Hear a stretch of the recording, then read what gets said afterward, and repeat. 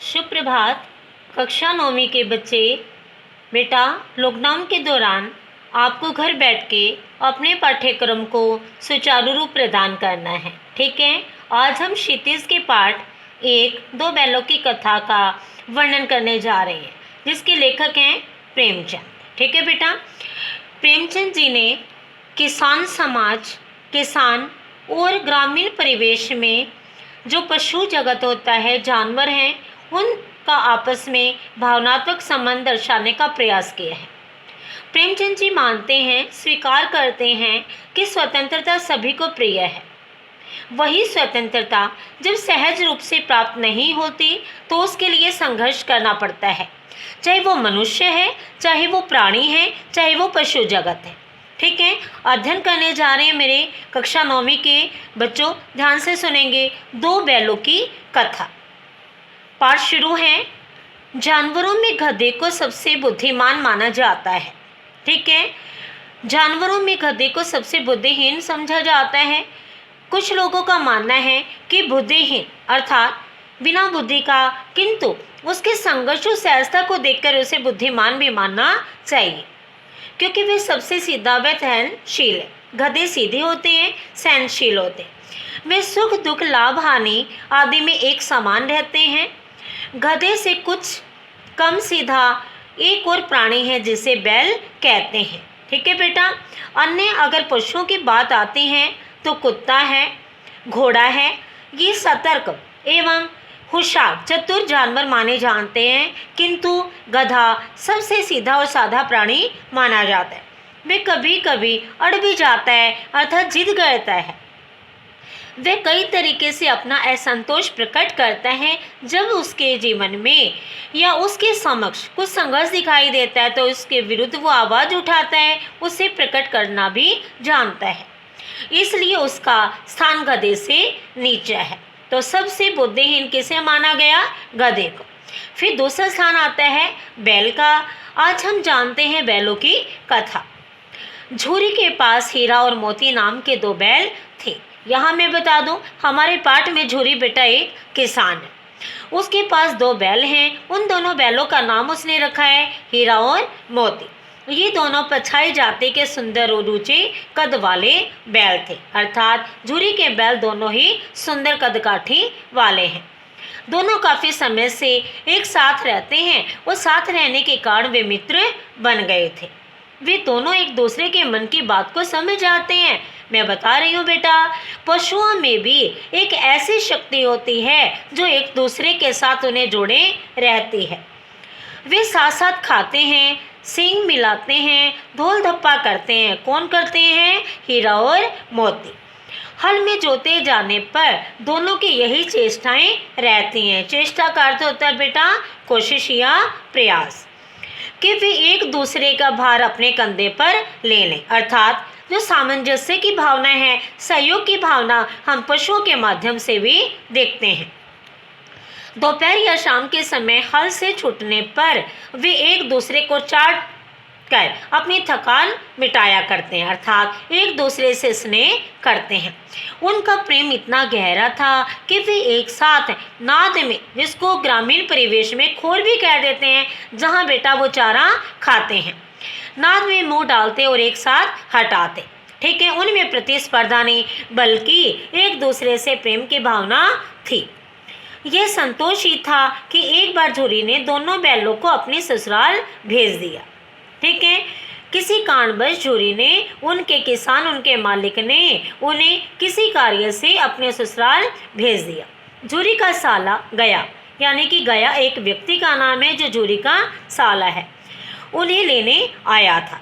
बैलों ने समझा उन्हें बेच दिया गया है, क्योंकि बेटा जो जानवर होते हैं वो इतने स्वामी भक्त होते हैं कि एक सांस से या अपने मालिक को छोड़ना नहीं चाहते।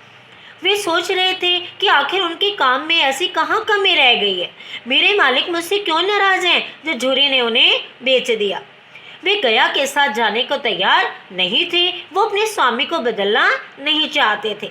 वे अड़ गए, वे नहीं जाना चाहते थे। गया उन्हें आगे खींचता तो वे पीछे जोर लगाते, अर्थात जाने के लिए विरोध कर रहे थे। जैसे तैसे दोनों शाम तक नए स्थान पर पहुँचे। वहाँ उनका मन नहीं लगा। उन्हें अपने स्वामी झूरी की याद आने लगी। ठीक है बेटा, दिन भर के थके मांदे होने पर भी दोनों ने नाद में मुंह नहीं डाला। ठीक है, वो किसी अपरिचित या अनजान मालिक से खाना नहीं खाना चाहते थे। ये नया घर था उनके लिए, नया गांव था, नए आदमी थे, सब बेगाने उन्हें लग रहे थे।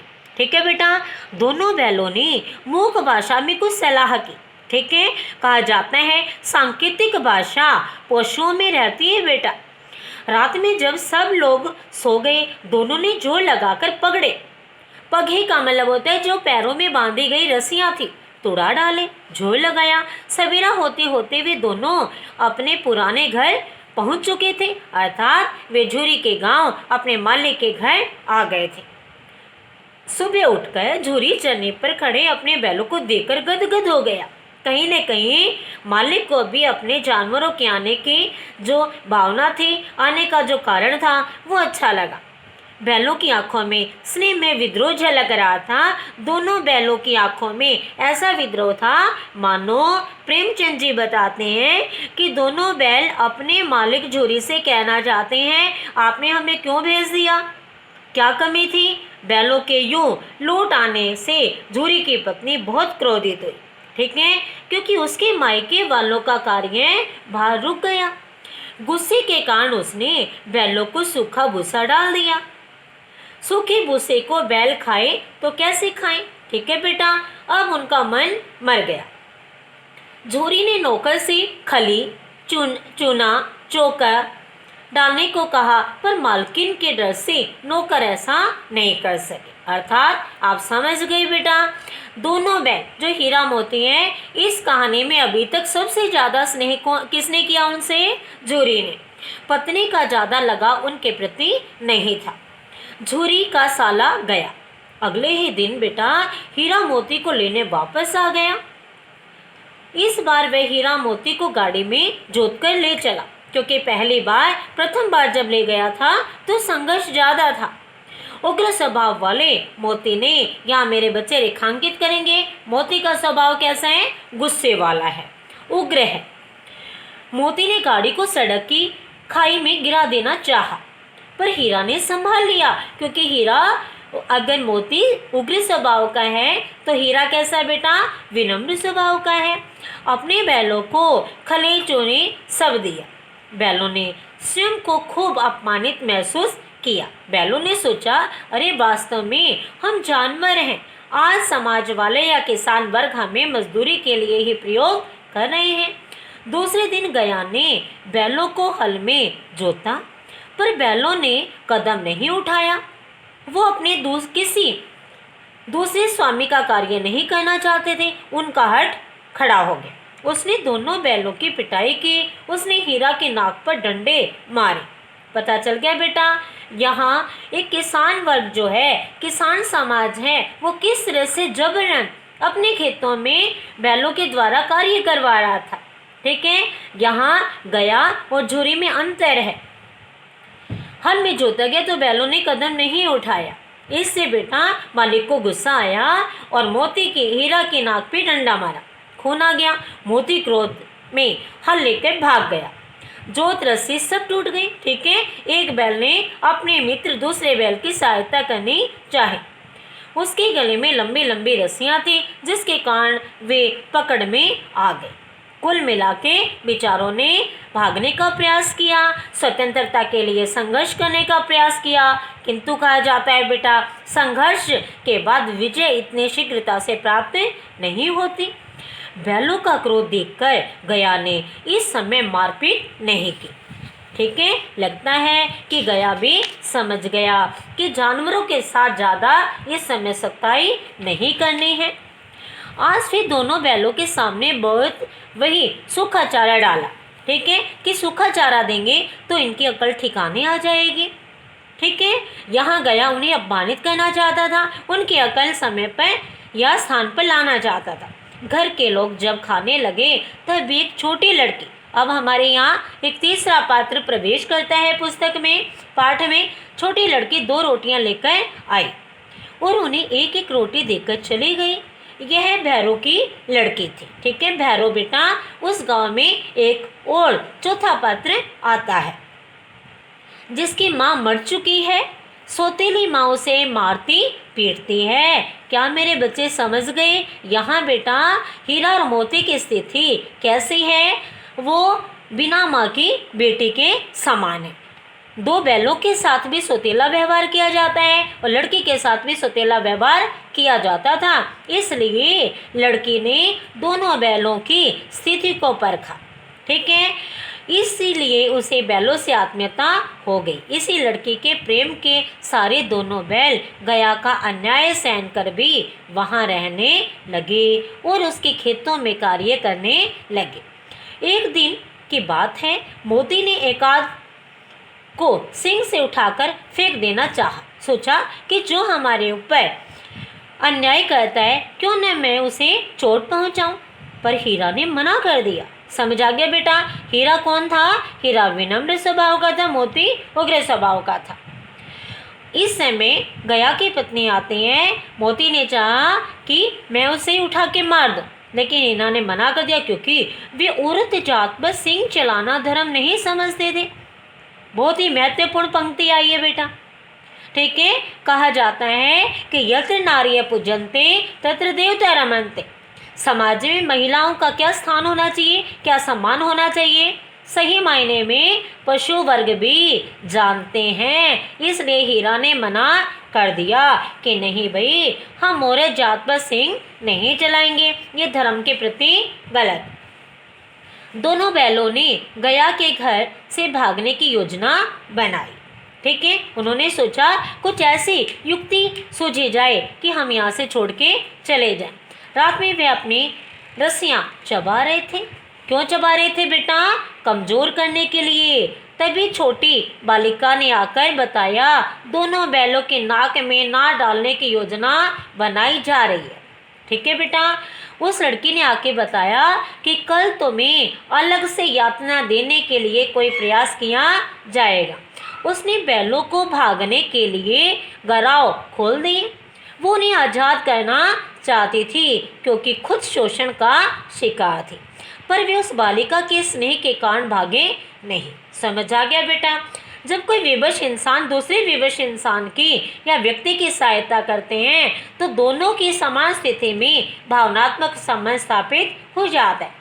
तभी बालिका चिल्लाई, फूफा फूफा वाले दोनों बैल भागे जा रहे हैं, दादा जल्दी दौड़ो। जबकि लड़की ने ही उन्हें भगाने का प्रयास किया था।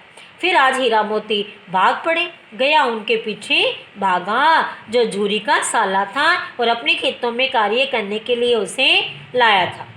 इससे हीरा मोती और तेजी से भागने लगे। यह देखकर गांव से कुछ आदमियों को बुलाने लौटा सहायता के लिए। दोनों ने पेट भरकर हरी मटर चरी। ठीक है, कहा जाता है बेटा व्यक्ति इतनी दूरी तक कैसे भाग सकता है, लेकिन बैलों ने तेजी की तीव्रता से भागे। हरे भरे खेतों में आज उन्होंने आज़ादी से अपने मन से फसल खाकर पेट भरा।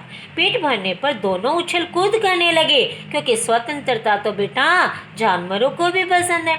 और मित्रता के भाव से सींग भी मिलाया कि दोनों ने हिम्मत मारी तो हमने संघर्ष करके आज़ादी पा ली। ऐसा करते हुए हीरा खाई में गिर गया। ठीक है, ध्यान देना चाहिए बेटा। आनंद के साथ साथ हमें सावधानी भी रखनी चाहिए। पर हीरा को क्रोध देखकर मोती ने बाल संभाल ली। ठीक है, तुरंत ही उन्हें बचा लिया और आगे बढ़ने लगे। हीरा और मोती कुछ आगे बढ़े ही थे कि सामने से एक सांड आता हुआ उन्हें नजर आया। मोती ने सांड को पीछे से उसे दौड़ाया। जैसे ही वह मुड़कर मोती पर वार करना चाहा, हीरा ने उसे रगेड़ा। सांड दोनों को एक एक मारना चाहता था। ठीक है, सामने मुसीबत कौन खड़ा था? सांड खड़ा था। किसके सामने? हीरा और मोती के। पर सफल नहीं हो रहा था। जैसे ही सांड हीरा पर झपटा, मोती ने उसके पेट में सींग घुसेड़ दी। समझ आ गया? कहा जाता है कहानी से साथ के साथ हमें शिक्षा भी मिल रही है कि मित्र को मित्रता के समय रखते समय मुसीबत में नहीं छोड़ना चाहिए। उसने उसे उस सांड के पेट में सींग मार दी। क्रोधित सांड जब मोती पर झपटा तो हीरा ने उसके पहलू में सींग चुभो दिया। यानी कि दोनों हीरा मोती अब सांड का जमकर मुकाबला करने लगे। सांड घायल होकर कुछ दूर तक भागा और गिर गया। तब दोनों मित्रों ने उसे छोड़ दिया। ठीक है बेटा, हीरा मोती की मित्रता हमें यहाँ तक दिखाई दी। हीरा मोती अब घर पहुँचने को फिक्र में थे। अब वो वापस आना चाहते थे, झूरी के साथ रहना चाहते थे। उन्हें सामने वाले खेत में मटर दिखे। अब बेटा भूख लगी थी। संघर्ष करते करते भूख लग गई। हीरा के मना करने पर भी मोती नहीं माना। हीरा ने उसे समझाया, अभी हमें भागना चाहिए, खतरा आ सकता है, लेकिन मोती नहीं माना। उसने अभी 2-4 ग्रास खाए थे। ग्रास माने निवाले कि रखवाले लाठी लेकर दौड़ पड़े। ठीक है, यहाँ वर्तनी दोष था, इसे मैंने ठीक किया है। हीरा मेड़ पर ही था, खेत के किनारे पर ही था। निकल गया पर मोती के खोल खींचे खेत में धंसने लगे। समझ आ गया बेटा? कौन आगे चला गया? यहाँ मोती फंस गया है और हीरा आगे निकल गया। वे पकड़ लिया। उसे संकट में देख हीरा भी लौट आया। पता चला बेटा, मित्र को मुसीबत में अकेले नहीं छोड़ना चाहिए। यही हमारे लेखक प्रेमचंद जी बताना चाहते। रखवालों ने दोनों को पकड़कर कांजी हाउस में कैद करवा दिया। ठीक है, एक ऐसा स्थान होता है कांजी हाउस जहाँ पशुओं को रखा जाता है, जिसे ग्रामीण परिवेश में कहते हैं बेटा मवेशी। जैसे गौशालाएं होती है ना, उसी तरह पशुओं के रहने का स्थान होता है कांजी हाउस।